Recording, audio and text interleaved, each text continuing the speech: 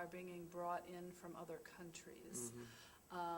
Another reason that it is a very challenging situation there is just, total lack of understanding of human trafficking, and women who are just, and I know this goes on in many parts of the world, including our own country, but women being punished for the acts that they committed while trafficked, and even to the point of death. It's just it's just hideous, the stories that I have heard of what is going on there when trafficking victims are brought home. They're put in little cells, and it is just a horrific situation. So we want to turn that around and provide humanitarian care. Also, we will have the same model of economic empowerment, and we, as I said, we just got to figure it out. What is the social enterprise there that is going to serve all needs? Employ the women, be socially acceptable, and work out in every way. And is Christianity even legal there? Because you mentioned getting them into a church in the area when you had said that it earlier. Will be very different. Yep, that's that yet another challenge, yes, in Afghanistan. Well, another question about that too here. Do you think Afghanistan will also be hard because of the negative thoughts that some of them have against the United States? Do you think I would think that may would be a probably challenge? be hard. We do not have U.S. staff there. Okay. Our country director, we had a country director from Australia who was there with 2 young children. And security, even back in a year and a half ago, it was a different situation in Afghanistan. Security really deteriorated big time. So we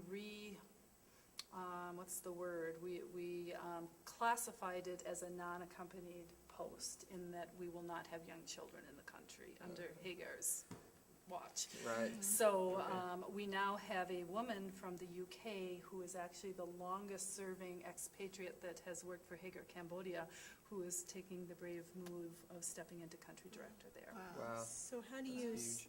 create security for the women in an obviously hostile situation? Well, again, this is very new for us. We're just beginning to serve, so I'm not really an expert in being able to address that. Right. One way that I learned quite a bit about the security is I wrote a grant along with our country director for Department of State Trafficking and Persons Office to serve in Afghanistan. And through that process, I really, I'd never had a line in a grant budget before, for things like GPS devices to put on everybody's ankle. And Right. there is incredible technology that is commonly used there. There are physical guards all the time. We have a security plan, as does every other organization that's there. That's amazing. What about the girls or women in any of your in Cambodia? How is the security there handled to make sure that they're not, I don't know if you have the mafias or whoever it was that was involved in trafficking them to begin with, trying to get them, or how do you make sure they're not re-trafficked, I guess? Well, again, like with our Girls Aftercare Center, we do have, the door is guarded. You have to sign in and, be an official visitor. We're very tight with that. If anybody goes to Cambodia and wants to visit Hagar, we're very happy to give them a visit, but not typically to our Aftercare Center. That's, unless you have some real reason for being there, you probably will not have access. So very limited access to the center. When they first come to us, we keep them very tight right in that center. We actually have a couple of classrooms in the building. Just like the women have never been to school before, most of the little girls clearly have not been to school either. And so we provide what we call catch-up education, 2 grades in each year, so that we can catch them up to their age cohorts. But we'll start that just right in the building. And we start that investigative process. What is the story of this child? And that'll tell us really the degree of risk in many cases. And not until things are known and settled down will we start transporting her to. We do have a school building that is off-site, and all of the girls will, for the most part, eventually go there in their time at the Aftercare Center, but not initially.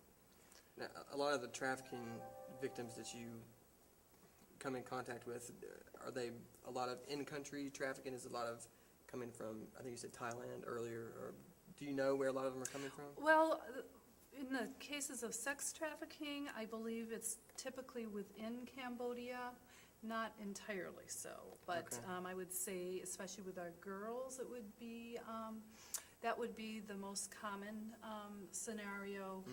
One phenomenon, or one, in Cambodia, as you may know if you know much about Cambodia, there is a sizable Vietnamese population, but it is a minority population, and it is a discriminated minority.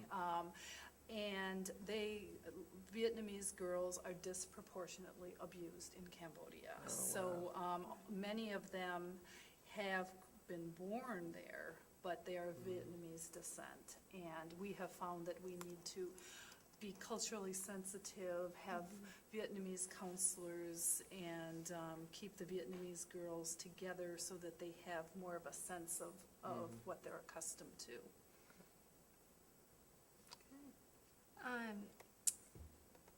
So maybe now I can ask, how did you become involved in Hagar? I know that you've been dying to I ask that have, question. I Right. Well, I got involved with Hagar. Let's see. I have been officially the executive director of Hagar USA since about January of 2008. And I am the first staff person. This is a new position. So I am the first to be in this role. But my relationship with Hagar began about a year or even a little more before that. I had been working in fundraising for a college, actually, and just got to the point of thinking, there's got to be a bigger mission for me out there.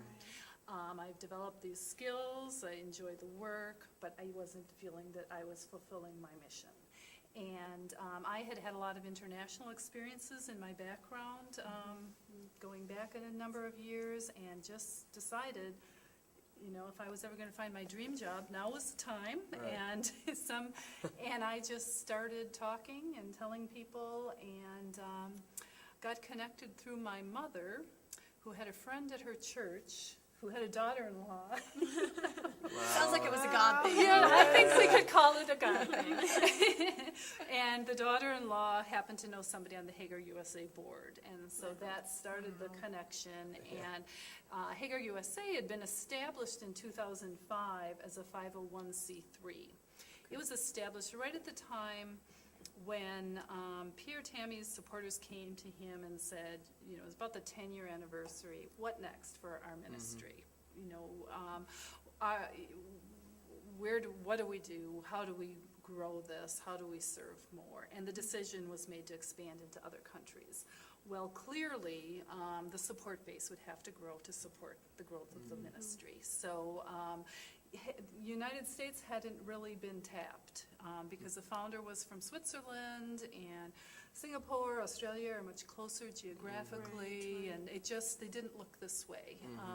Had a few friends in the United States. The Department of State, the TIP, Trafficking in Persons Office, has been quite generous to Hagar, and we had one or two Christian foundations that had stumbled across Hagar, and